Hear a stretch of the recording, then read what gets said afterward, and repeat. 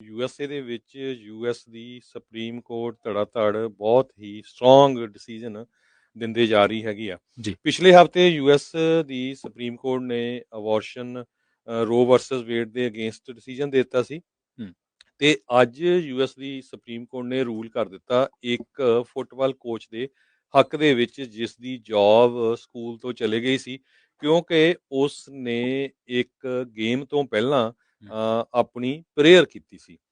School ਵਾਲੇ ਕਹਿੰਦੇ ਵੀ ਤੁਸੀਂ ਗਵਰਨਮੈਂਟ ਐਂਟੀਟੀ ਹੈਗੀ, ਗਵਰਨਮੈਂਟ ਦਾ ਸਕੂਲ ਆ, ਇੱਥੇ ਤੁਸੀਂ ਆਪਣਾ ਰਿਲੀਜੀਅਸ ਪ੍ਰੇਅਰ ਨਹੀਂ ਕਰ ਸਕਦੇ ਹੈਗੇ। ਪਰ ਯੂਐਸ ਦੀ ਸੁਪਰੀਮ ਕੋਰਟ ਨੇ ਡਿਸੀਜਨ ਅੱਜ ਫੁੱਟਬਾਲ ਕੋਚ ਜੋ ਰਹਿ ਚੁੱਕਾ ਆ ਹਾਈ ਸਕੂਲ ਦਾ, ਵੈਸਟਰਨ ਵਾਸ਼ਿੰਗਟਨ ਦੇ ਵਿੱਚ ਸੀ, ਜਿਹਦੀ ਜੌਬ ਵੀ ਗਵਾਚ ਗਈ ਸੀ 50 ਯਾਰਡ ਲਾਈਨ ਆਫਟਰ ਗੇਮ, ਤੇ ਉਸ ਦੇ ਹੱਕ ਦੇ ਵਿੱਚ ਡਿਸੀਜਨ ਦਿੱਤਾ ਹੈ। ਕੋਰਟ ਨੇ 6 ਦੇ ਮੁਕਾਬਲੇ 3 ਦੇ ਨਾਲ 6 ਸੁਪਰੀਮ ਕੋਰਟ ਦੇ ਜਸਟਿਸਿਸ ਹੱਕ ਦੇ ਵਿੱਚ ਆਏ ਆ, 3 ਅਗੇਂਸਟ ਆਏ ਆ, ਤੇ ਉਹਨਾਂ ਨੇ ਇਹ ਕਿਹਾ ਭਈ ਜੋ ਕੋਚ ਆ ਉਸਦੇ ਕੋਲ ਫ੍ਰੀ ਐਕਸਰਸਾਈਜ਼ ਤੇ ਫ੍ਰੀ ਸਪੀਚ ਕਲੌਜ਼ ਹੈਗਾ ਫਸਟ ਅਮੈਂਡਮੈਂਟ ਪ੍ਰੋਟੈਕਟ ਕਰਨ ਦੇ ਲਈ, ਤੇ ਉਹ ਆਪਣੇ ਰਿਲੀਜੀਅਸ ਐਕਸਪ੍ਰੈਸ਼ਨ ਨੂੰ ਜਿਹੜਾ ਆ ਪ੍ਰੈਕਟਿਸ ਕਰ ਸਕਦਾ ਹੈਗਾ ਆ।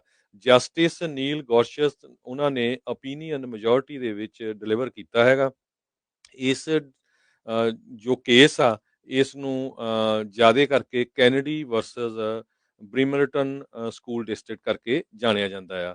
ਕੌਨਸਟੀਟਿਊਸ਼ਨ ਤੇ ਸਾਡੇ traditions, council, mutual respect, tolerance, not censorship, suppression, for religious and non-religious views alike, ਇਹ ਜਸਟਿਸ ਗੌਰਚਸ ਆ ਉਹਨਾਂ ਨੇ ਆਪਣੇ ਡਿਸੀਜਨ ਦੇ ਵਿੱਚ ਲਿਖਿਆ ਹੈਗਾ। ਕਹਿੰਦੇ ਭਈ ਚਾਹੇ ਤੁਹਾਡੇ ਰਿਲੀਜੀਅਸ ਬਿਲੀਫ ਹੈਗੇ ਚਾਹੇ ਨਹੀਂ ਹੈਗੇ, ਤੁਸੀਂ ਕਿਸੇ ਨੂੰ ਸਪਰੈਸ ਨਹੀਂ ਕਰ ਸਕਦੇ, ਨਾ ਹੀ ਤੁਸੀਂ ਕਿਸੇ ਦੇ ਸੈਂਸਰ ਲਾ ਸਕਦੇ ਹੈਗੇ ਆ।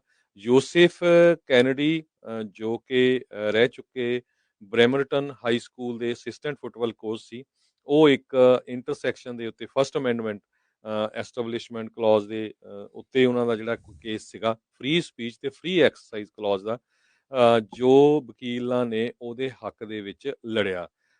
ਕੋਰਟ ਨੇ ਡਿਸਾਈਡ ਕਰ ਦਿੱਤਾ ਆ ਇਸ ਕੋਚ ਦੇ ਹੱਕ ਦੇ ਵਿੱਚ, ਜਦੋਂ ਕਿ ਸਕੂਲ ਵਾਲੇ ਸੀ ਉਹ ਫਾਈਟ ਕਰ ਰਹੇ ਸੀ ਵੀ ਨਹੀਂ, ਇਹ ਗਵਰਨਮੈਂਟ ਐਂਟੀਟੀ ਆ, ਗਵਰਨਮੈਂਟ ਦੇ ਵਿੱਚ ਰਿਲੀਜਨ ਇਨਵੋਲਵ ਨਹੀਂ ਹੋਣਾ ਚਾਹੀਦਾ ਹੈਗਾ।